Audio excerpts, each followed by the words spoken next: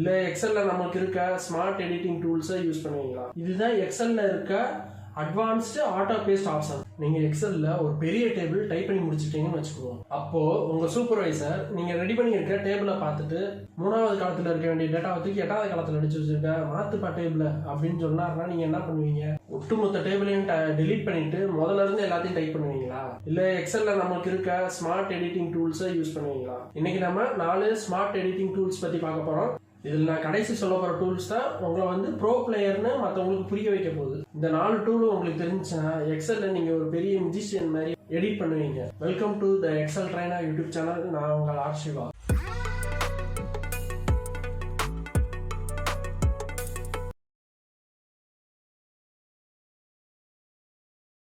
நீங்கள் A5 செல்லில் ரமேஷ்ன்ற பேரை டைப் பண்ணியிருக்கீங்க. ப்ரோ ரமேஷ் இங்கே இருக்க வேண்டிய ஆள் இல்லை ப்ரோ, அவர் A1ல இருக்க வேண்டியவர். இந்த மாதிரி சூழ்நிலையில் நீங்கள் இப்போ நான் சொல்லித்தர போகிற 6 ஸ்டெப்பை யூஸ் பண்ண போகிறீங்க. எந்த செல்லை நம்ம மூவ் பண்ண போகிறோமோ, எந்த செல்லில் இருக்க டேட்டாவை நம்ம மூவ் பண்ண போகிறோமோ அந்த செல்லை முதல்ல செலக்ட் பண்ணிக்கோங்க. கிளிக் பண்ணிங்கன்னா போதும், அது செலக்ட் ஆகிக்கணும். அதே செல்லுக்கு மேலே மவுஸ் கர்சரை வச்சு ரைட் கிளிக் பண்ணிங்கன்னா இப்படி ஒரு ஆப்ஷன் ஓப்பன் ஆகும். வர ஆப்ஷனில் இந்த கட்டுன்ற ஆப்ஷனை கிளிக் பண்ணிக்கோங்க. அடுத்து எந்த செல்ல நமக்கு இந்த டேட்டா வேணுமோ அங்கே கொண்டு வரணுமோ அந்த செல்லை கிளிக் பண்ணிக்கோங்க. இப்போ A5ல இருந்து எனக்கு A1ல வேணும்னா எனக்கு A1ல அந்த செல்லை நான் கிளிக் பண்ணி செலக்ட் பண்ணிக்கிறேன். இப்போ A1 செல்லை செலக்ட் பண்ணதுக்கப்புறம் திரும்ப நான் அந்த செல்லை வச்சு ரைட் கிளிக் பண்ணிட்டு பேஸ்ட்ன்ற ஆப்ஷனை வந்து நான் கிளிக் பண்ணிக்கிறேன். நம்ம டேட்டா ஒரு இடத்துல இருந்து இன்னொரு இடத்துக்கு மூவ் பண்ணிட்டோம். ப்ரோ பிளேயர்ஸ்லாம் என்ன ஷார்ட்கட் கீ சொல்லலை அப்படின்னு என்னை பார்த்து முறைக்கிறது எனக்கு தெரியுது.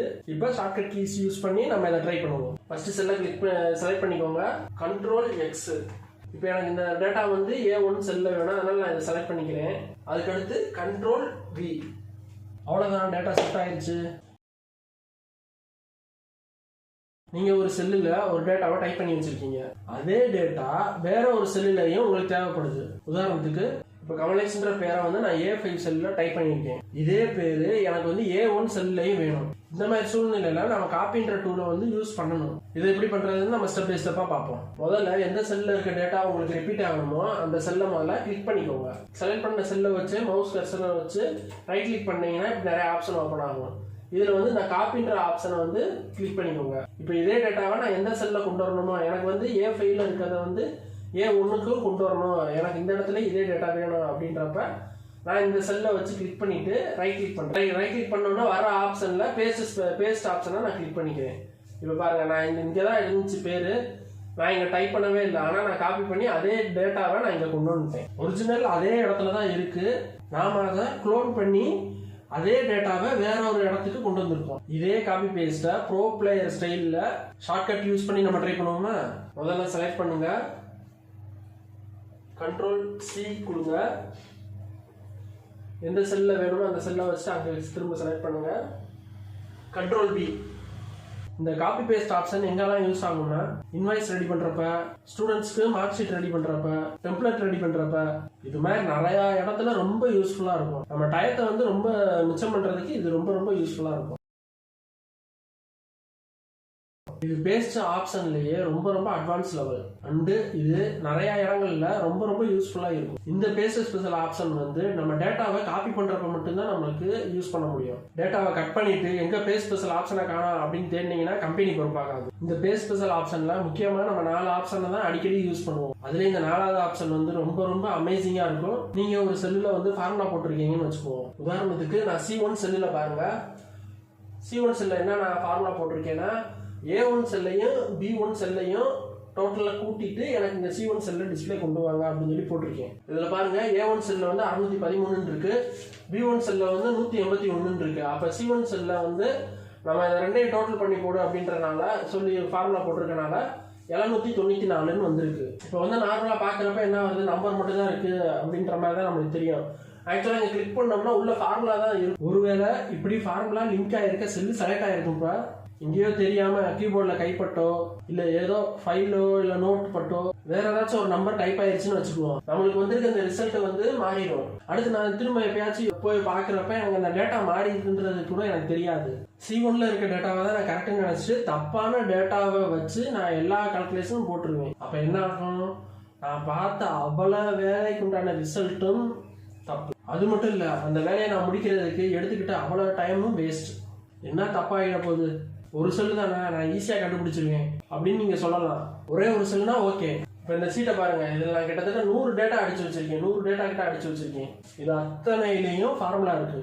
இதுல ஏதோ ஒரு செல்லுல ஒரு டேட்டா வந்து தப்பா டைப் ஆயிருச்சு. எங்க இப்ப கண்டுபிடிக்க பார்ப்போம். எங்க தப்பான டேட்டா டைப் ஆயிருக்குன்னு உங்களுக்கு கண்டுபிடிக்க முடியுமா? இதோட டோட்டலை பாருங்க. ஃபர்ஸ்ட் ஆக்சுவலா வந்த டோட்டல் வந்து 63,507 வந்துருந்துச்சு. இப்போ டேட்டா ஏதோ ஒன்று உள்ள லிங்க் ஆகிருக்க செல்லில் வந்து ஏதோ தவறுதலாக ஏதோ ஒரு நம்பர் வந்து டைப் ஆகிருக்குன்னு வச்சுக்குவோம்.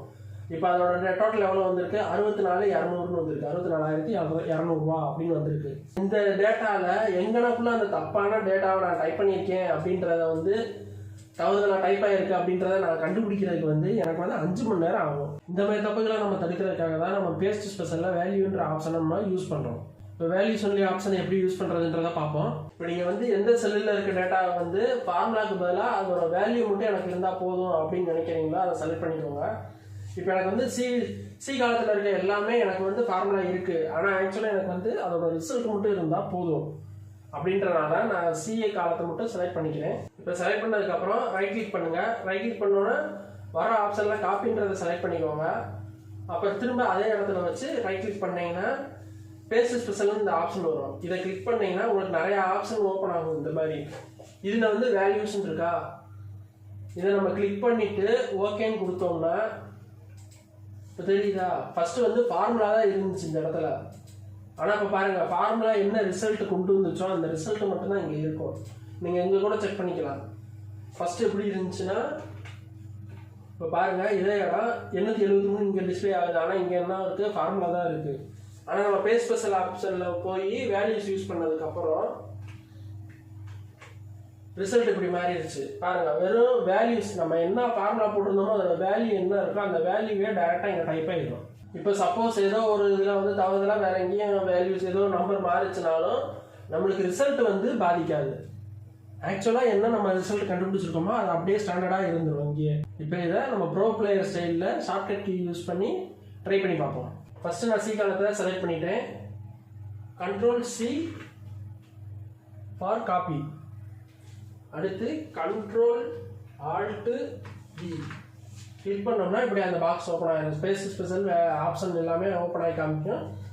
நம்ம திரும்ப வீன்ற பட்டனை அமைக்கிட்டு வீன்ற கீயை ப்ரெஸ் பண்ணிவிட்டு என்டர் பண்ணோம்னா போதும். அவ்வளோதான், சிம்பிள்.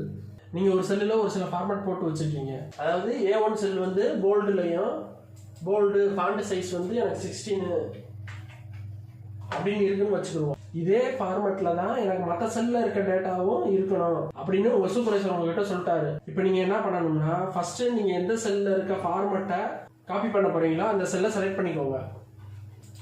இப்போ எனக்கு வந்து A1 செல்லில் இருக்க இந்த ஃபார்மேட் தான் எனக்கு வேணும். அதனால நான் இந்த செல்லை வந்து கிளிக் பண்ணி செலக்ட் பண்ணிக்கிட்டேன். இப்போ இந்த செல்லை வந்து காப்பி பண்ணிக்கோங்க. அடுத்து இதே ஃபார்மேட்டு எந்தெந்த செல்லுக்கெல்லாம் வேணுமோ அது எல்லா செல்லையும், ஒரு செல்லோ இல்லை நிறையா செல்லோ, எல்லா செல்லையும் செலக்ட் பண்ணிக்கோங்க.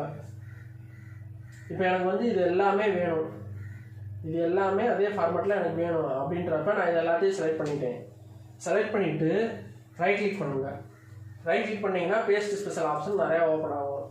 இதில் வந்து ஃபார்மேட்ஸ்ன்னு இருக்கா, இங்கே பாருங்க ஃபார்மேட்ஸ்ன்னு இருக்கா, இதை கிளிக் பண்ணிவிட்டு ஓகே கொடுத்தோம்னா நான் A1ல என்ன ஃபார்மேட் யூஸ் பண்ணியிருக்கணும், என்ன ஃபாண்ட் சைஸ் யூஸ் பண்ணியிருக்கேன், ஃபாண்ட் ஸ்டைலு எல்லாமே அடுத்த நம்ம என்னென்ன செல்லெல்லாம் செலக்ட் பண்ணி இந்த ஃபார்மேட் இதை பேஸ்ட் ஸ்பெஷலில் ஃபார்மேட் ஆப்ஷனில் செலக்ட் பண்ணிக்கோமோ அது எல்லாத்துக்குமே அது ஆட்டோமேட்டிக்காக பேஸ்ட் ஆகிடும். ஃபார்மேட் மட்டும்தான் பேஸ்ட் ஆகும், டேட்டா பேஸ்ட் ஆகாது. இதில் பார்த்தீங்கன்னா தெரியும் 613 அது இருக்குது. நான் வந்து மற்றதுக்கு அதோட ஃபார்மேட்டை மட்டும்தான் பாருங்கள். இதில் போல்டு ஃபஸ்ட்டு எப்படி இருந்துச்சு பாருங்கள், நார்மலாக இந்த இப்போ பாருங்கள் இப்படி தான் இருக்குது. இதே ஃபார்மேட்டில் தான் எனக்கு வேணுன்றதுனால நான் இந்த ஃபார்மேட் ஆப்ஷனை யூஸ் பண்ணியிருக்கேன். யூஸ் பண்ணதுக்கப்புறம் டேட்டா எதுவும் சேஞ்ச் ஆகலை, ஆனால் ஃபார்மேட் மட்டும் பேஸ்ட் ஆகிருக்கு எல்லா இடத்துலையும். இப்போ ப்ரோ பிளேயர்ஸ்க்காக செலக்ட் பண்ணுங்கள், Ctrl+C காப்பி பண்ணுங்கள். அடுத்து எந்தெந்த செல்லாம் வேணுமோ அதை ஃபுல்லாக செலக்ட் பண்ணுங்கள். Ctrl+Alt+V இதை கொடுத்தீங்கன்னா நம்ம பேஸ்ட் ஸ்பெஷல் ஆப்ஷன் வந்து ஓப்பன் ஆகிடும் டேரெக்டாக. அடுத்து கீபோர்டில் டீன்ற கீயை மட்டும் ப்ரெஸ் பண்ணுங்கள். ப்ரெஸ் பண்ணிவிட்டு என்டர் பண்ணிக்கோங்க. ஃபார்மேட் ஃபுல்லாக பேஸ்ட் ஆகிடுச்சு. இப்போ நான் இந்த செல்லில் வந்து ஒரு ஃபார்முலா போட்டு வச்சுருக்கேன். அதில் வந்து நிறையா ஃபார்மேட்டும் பண்ணியிருக்கேன். அதில் என்னென்ன போல்டு பண்ணியிருக்கேன், ஃபாண்ட் சைஸ் 16ல் வச்சுருக்கேன், இந்த மாதிரி நிறையா ஃபார்மேட் பண்ணியிருக்கேன். இதில் இருக்க ஃபார்முலாவை மட்டும் நான் காப்பி பண்ணி மற்ற இடத்துல நான் பேஸ்ட் பண்ணணும். எனக்கு அதில் இருக்க ஃபார்மெட் எனக்கு தேவையில்லை, அதாவது போல்டு பண்ணியிருக்கு இந்த இதில் எதுவுமே எனக்கு தேவையில்லை. எனக்கு வந்து அதில் இருக்க ஃபார்முலா மட்டும் காப்பி பண்ணி மற்ற இடத்துல நான் பேஸ்ட் பண்ணணும் அப்படின்னா இந்த ஆப்ஷனை நம்ம யூஸ் பண்ணுவோம். முதல்ல அந்த செல்லை வந்து கிளிக் பண்ணி செலக்ட் பண்ணிக்கோங்க. செலக்ட் பண்ணிவிட்டு ரைட் கிளிக் பண்ணுங்கள். ரைட் கிளிக் பண்ணோன்னா காப்பி ஆப்ஷன் வரும், அந்த காப்பியை கிளிக் பண்ணிக்கோங்க. இப்போ எனக்கு இந்த செல்லில் எல்லாத்துலேயுமே எனக்கு வந்து இதில் நான் என்ன யூஸ் பண்ணியிருக்கேனோ இந்த செல்லில் நான் என்ன டைப் பண்ணியிருக்கேன் ஃபார்முலா மட்டும்தான் எனக்கு காப்பி ஆகணும் அப்படின்றப்ப இதை நான் என்னென்ன செல்லெல்லாம் வேணுமோ அதெல்லாம் செலக்ட் பண்ணிவிட்டேன். செலக்ட் பண்ணிவிட்டு ரைட் கிளிக் பண்ணுறேன். பண்ணிவிட்டு பேஸ்ட் ஸ்பெஷல் ஆப்ஷனை கிளிக் பண்ணோன்னா இந்த பாக்ஸ் ஓப்பன் ஆகும். இதில் வந்து இங்கே பாருங்கள் ஃபார்முலாஸ்ன்னு இருக்கா, இதை கிளிக் பண்ணிவிட்டு ஓகே கொடுத்தேன்னா இதில் டைப் பண்ணியிருக்க ஃபார்முலா மட்டும்தான் காப்பி ஆகி மற்ற இடத்துல பேஸ்ட் ஆகிருக்கும். மற்றபடி அதோட ஃபாண்ட் சைஸு ஃபார்மெட் வந்து இதில் பேஸ்ட் ஆகாது. ஃபார்முலா மட்டும் கரெக்டாக பேஸ்ட் ஆகிக்கிறோம். இப்போ ப்ரோ பிளேயர்ஸ் மோடு. எந்த செல்லில் இருக்க ஃபார்முலாவை காப்பி பண்ணணுமோ அந்த செல்லை கிளிக் பண்ணிக்கோங்க. Ctrl+C. அடுத்து எந்தெந்த செல்லுலாம் இதில் ஃபார்முலா மட்டும் பேஸ்ட் ஆகணும் அதை ஃபுல்லாக செலக்ட் பண்ணிக்கோங்க. Ctrl+Alt+D. இதில் அடுத்து வந்து எஃப்ன்ற பட்டனை மட்டும் கிளிக் பண்ணிவிட்டு ஓகே கொடுத்துருங்க. இப்போ பார்த்தீங்கன்னா ஃபார்முலா மட்டும் காப்பி ஆகி பேஸ்ட் ஆகிடுச்சு எல்லா நம்ம செலக்ட் பண்ணியிருக்க இடத்துல ஃபுல்லாக. ஒரு சில இடங்களில் இந்த ஆப்ஷனை நீங்கள் யூஸ் பண்ணீங்கன்னா 1 மணி நேரத்தில் முடிக்க வேண்டிய வேலையை வெறும் 5 நிமிஷத்துலேயே நம்ம முடிச்சிடலாம். இந்த ஆப்ஷன் எங்கே யூஸ்ஃபுல்லாக இருக்குன்றதை பார்ப்போம். நீங்கள் ஒரு டேட்டா வந்து ரோவில் 1 கீழே 1 இப்படி டைப் பண்ணியிருக்கீங்க. டேட்டா ஃபுல்லாக இப்போ இதுக்கு 181 கீழே 159, 629, 376 இப்படின்னு 1 கீழே 1 இப்படி டைப் பண்ணிகிட்டே வந்திருக்கீங்க. திடீர்னு உங்கள் சூப்பர்வைசர் ஓடி வந்து என்னப்பா இப்படி டைப் பண்ணி வச்சுருக்க 1 கீழே 1, எனக்கு இப்படி இல்லைப்பா, எனக்கு வந்து 181க்கு அடுத்து 159 வரணும், 629 வரணும், அடுத்தடுத்து வேணும், நீ என்ன 1 கீழே 1 டைப் பண்ணி வச்சிருக்க அப்படின்னு சொல்லி கேட்டாருன்னா அப்போ நீங்கள் மனசுக்குள்ள அப்படின்னு பாட்டை போட்டுட்டு நீங்கள் டைப் பண்ணியிருக்க டேட்டா ஃபுல்லாக அழிச்சிட்டு முதல்ல இருந்து காலம்ல 1 கீழே 1க்கு அடுத்து 1 அப்படின்னு டைப் பண்ணிக்கிட்டே இருப்பீங்களா?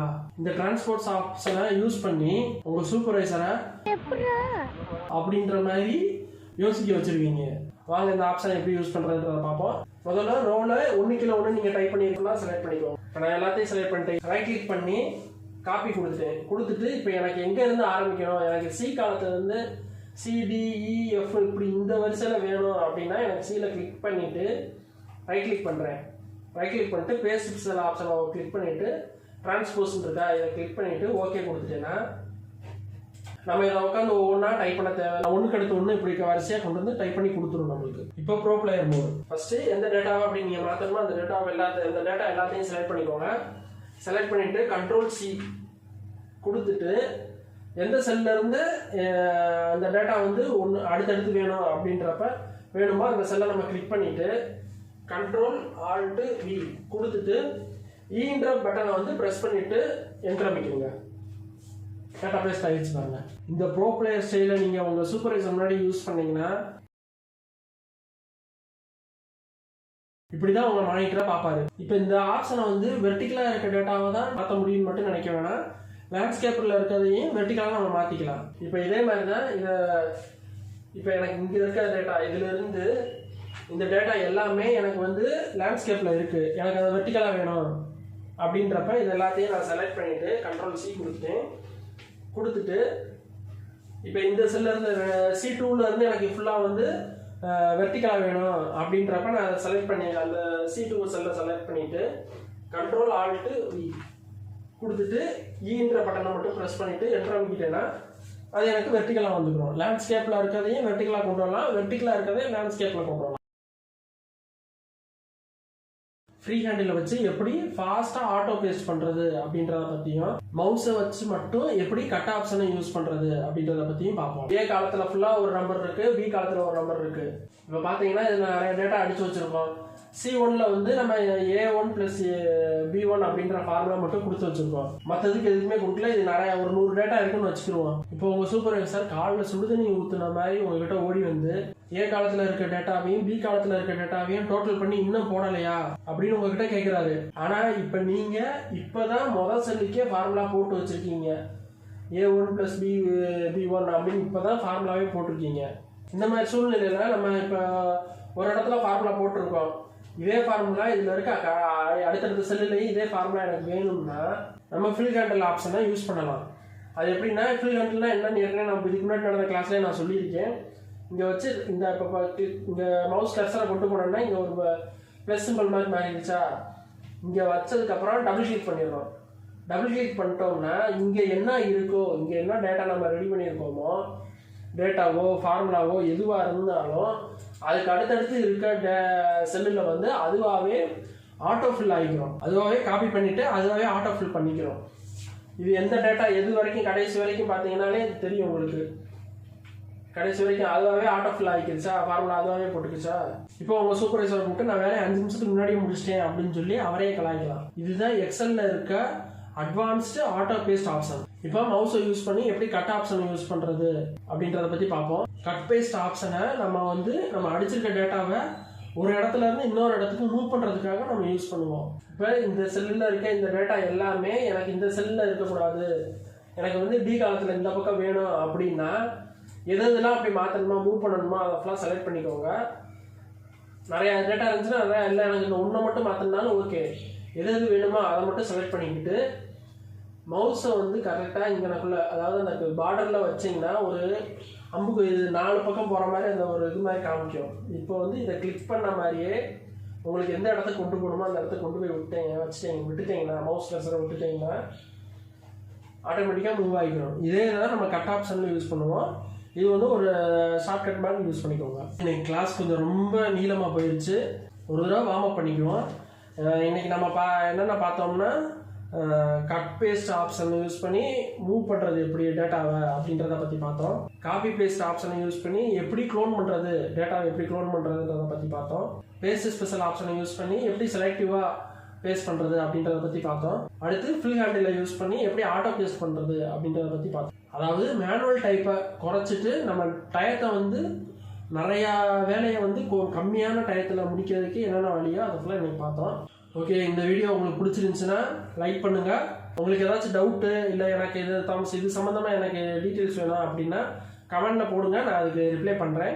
இந்த வீடியோவை பார்த்து 4 பேர் நல்லா இருக்கணும்னு நினச்சிங்கன்னா எல்லாத்துக்கும் ஷேர் பண்ணுங்கள். முக்கியமான விஷயம் சப்ஸ்கிரைப் பண்ணிடுங்க. அடுத்த வீடியோவில் நம்ம பேசிக் எக்ஸல் ஃபார்முலாஸ் பற்றி பார்ப்போம். பாய்.